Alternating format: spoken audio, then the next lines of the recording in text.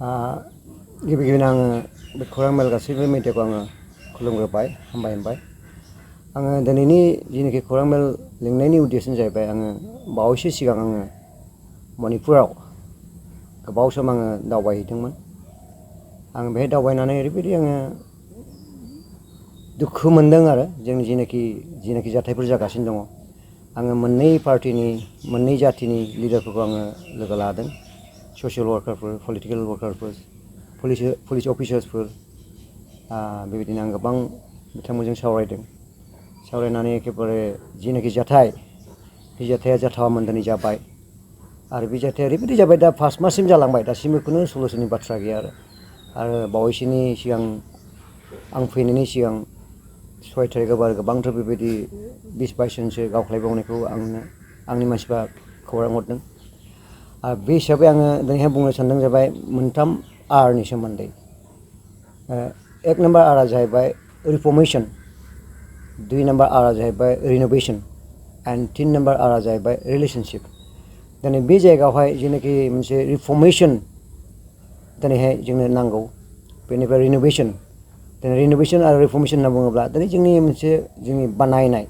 जोङो माबायदि खुंनांगौमोन संसारखौ बा रायजोखौ बेखौ जोङो दिनै फेलियर जाबाय जों बेखौ बानायनाय रिनोवेशन माने माबा मोनसे जानायखौ जोङो कालार होनाय माहाय रिलेशनशिपआव दिनै बेबायदि जोंनि आसामाव सासे MLA दङ बे जागायनायनिफ्रायनो दासिमबो 7-8 बार बे MLA जाबाय बे ओरैबायदि मानसि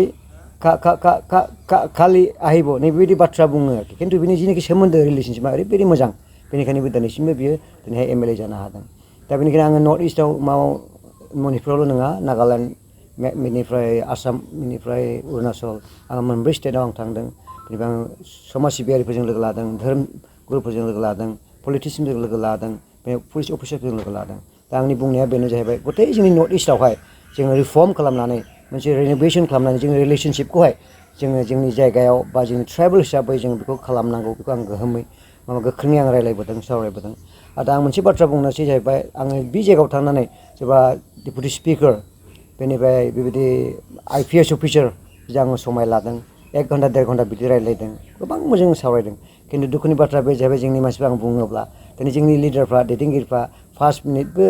रायज्लायनो समाय गैया बा फनथ' बोखांखाया दा बेबायदि जुदि जायोब्ला जोंनि जाथिया मा जानांगौ जेब्लानाखि जों रायज्लायनोसो सलुसन जायो दिनै जों मिडियाफ्रावबा जों ओरैबायदि जोङो सलायबाय थायो गावजों गाव माने डिबेट खालामबाय थायो बेबो गोरों बेबो गोरों नाथाय जोङो गाहायाव फैनानै जों मोजां रायज्लायनो रोङा बेनिखायनो आं खावलायदों जाहैबाय जों गाहायाव फैनानै जों मोजाङै जुदि रायज्लायब्लासो जोङो माबा मोनसे समस्याखौ समाधान खालामनो हायो बेनिफ्राय जोंनि जाथिखौ जोङो दैदेनलांनायनि थाखाय जोङो एखेबारे जोङो लामाखौ जों बेखेवनो हागोन जाहैबाय नङाब्ला फैगौ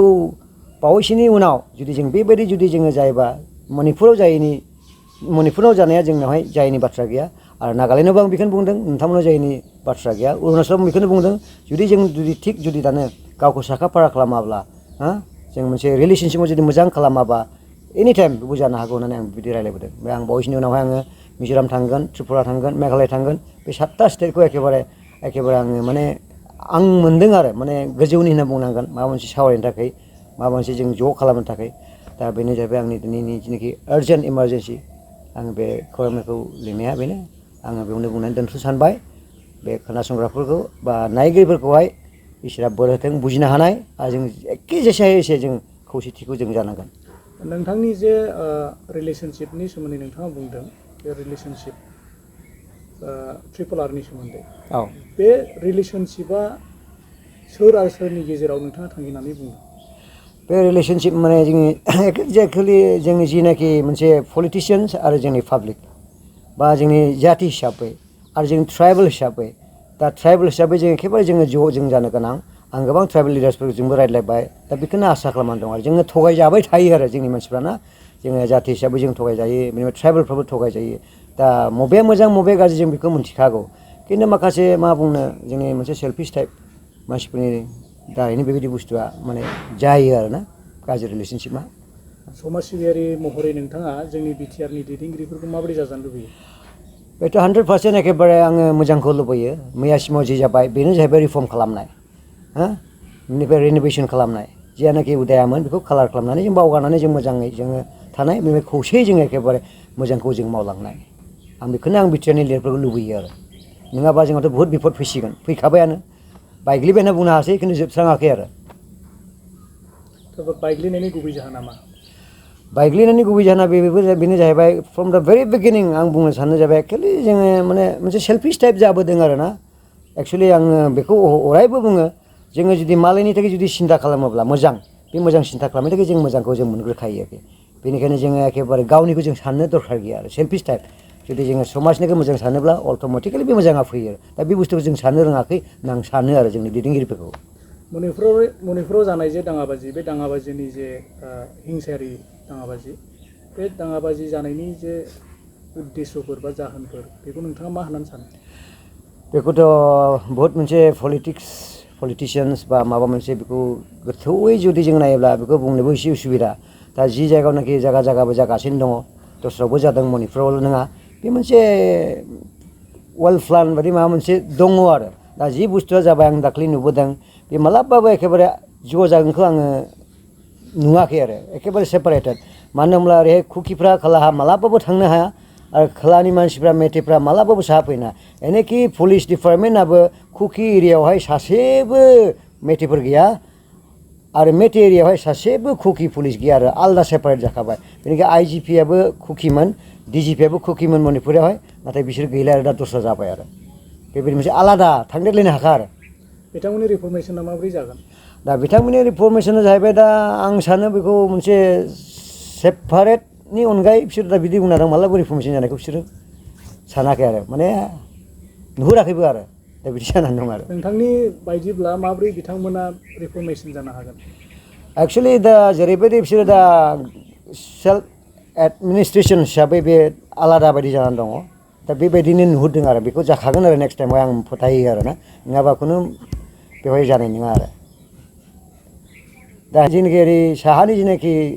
लिडारफोर MLA होन बा जिखिया जा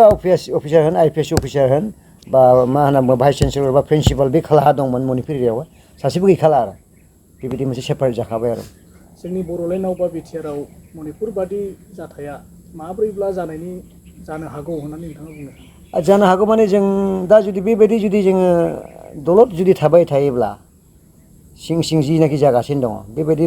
जानायखौ जुदि जोङो सिनायनानै जुदि जों हमथानो हाब्ला जोंनाव जायैनि माने गैया बेबायदि नागालेण्डआव जायैनि माने गैया आं बेखौ रायज्लायदों अरुणाचलाव जायैनि माने गैया आरो दा बेनिखायनो बे हिसाबै जों एखेबारे जोङो बुजिनानै जोङो एखेबारे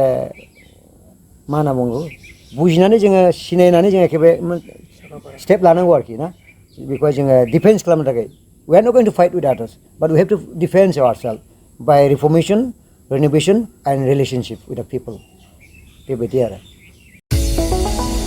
चिराङाव सावस्रि सिबिथायनि थाखाय मोनसे मोजां फाहामथायनि राहाखौ लानानै फैदों SD क्लिनिकआ आथिखालाव सुबुंनि देहायाव नुजाथिबाय थानाय डायबिटिस बेरामनि थाखाय मोजां फाहामथाय होयो SD क्लिनिकआ चिरां जिल्लानि SBI काजलगाव ब्रान्चनि लांगोनायाव फसंनाय SD क्लिनिकआव डायबिटिस बेरामनि अनगायैबो फाहामथाय होबावगोन लिभारनि जेंना आरो माखासे सरासनस्रा बेमारफोर बे SD क्लिनिकआव डायबिटिस बेरामनि फाहामथायखौ होगोन जर'खा फाहामगिरि डक्टर समिक देबा नोंथांमोना फुं आरो मोनाबिलि समावबो बे क्लिनिकआव फाहामथाय लानो हागोन डक्टर लेबरेटरि मुलि ECG सिबिथायनि खाबुफोरखौ बे SD क्लिनिकआव मोनजोबगोन जुदि SD क्लिनिकआव रायजो राजाफ्रा गाव गावनि देहायारि जेंनाखौ फाहामथाय लानोबा नैबे मबाइल नम्बर 7002293924 एबा 9954687226 आव थोंजों मुं थिसननो हागोन